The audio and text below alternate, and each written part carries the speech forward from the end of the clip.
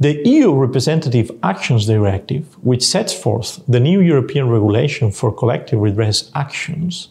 lists product liability as the first of those pieces of consumer protection regulation for which a collective redress mechanism must be available in member states. However, bringing class actions in product liability disputes has not been easy, since the commonality requirement has traditionally been challenged in those disputes on various grounds. Now, as one of its more relevant novelties, the proposed new Product Liability Directive includes some amendments which may facilitate plaintiffs' satisfaction of the commonality requirement. On the one hand, the directive sets forth some rebuttable presumptions on the existence of defectiveness and on the causal link between that and the damage allegedly suffered by the plaintiff. There are two sets of presumptions in the new directive that may be particularly relevant to facilitate the compliance with commonality standards. First, the presumption of causation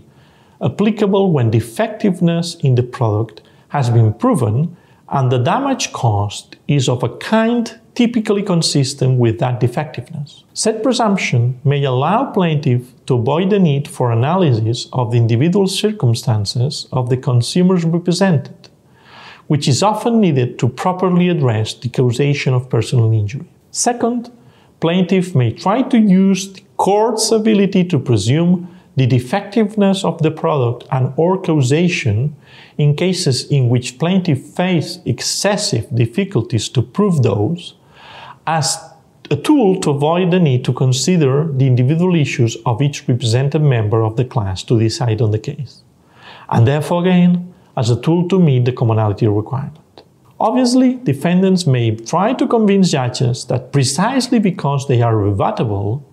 these presumptions do not suffice to skip the commonality requirement, in that if the defendant needs to address the individual circumstances of each represented consumer to effectively rebut those presumptions, the collective redress action should not be certified. Additionally, defendants may be able to argue that the judge's ability to presume the existence of defectiveness and/or causation can only be used at the moment of rendering a decision on the merits of the claim, and therefore cannot be an ex ante tool to set presumptions at the certification phase to try to skip the need to meet the commonality requirement.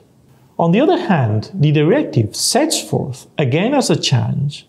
that plaintiff may also be entitled to compensation for non-material losses resulting from personal injuries, from damage to property used for non-professional purposes, or from the destruction or corruption of personal data which have been caused by the defectiveness of the product. In some European jurisdictions, notably in Italy, Portugal, and Spain,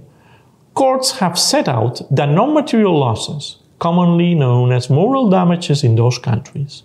can be claimed separately from financial damages, and even in cases in which no financial damages have been proven. Additionally, when addressing moral damages, courts have implicitly accepted that they can be assessed on a common basis, that is to say, without the need to bear in mind the specific circumstances of each individual that may be granted a compensation award for non-material losses. In this jurisdiction, we may see plaintiffs trying to limit the scope of their compensation claims to non-material losses, as a means to skip all the problems that they would otherwise face to meet the commonality requirement. Finally, the proposed new Product Liability Directive extends the liability expiry period from 10 years to 25 years in those cases in which latency of the personal injury has prevented the claimant from filing their legal action within the 10-year period. This provision is frankly disputable and is not supported by any evidence that the 10-year expiry period has shown to be insufficient in any case that has been decided in Europe since the 1985 directive came into force. However, it may also facilitate litigation and class action litigation in particular, since it will allow for a further extension in time of the considered class, and it will make it more difficult for defendants to challenge commonality on the basis of the need for individual assessment of whether the purported product liability of the defendant had expired or not at the time the claim was filed.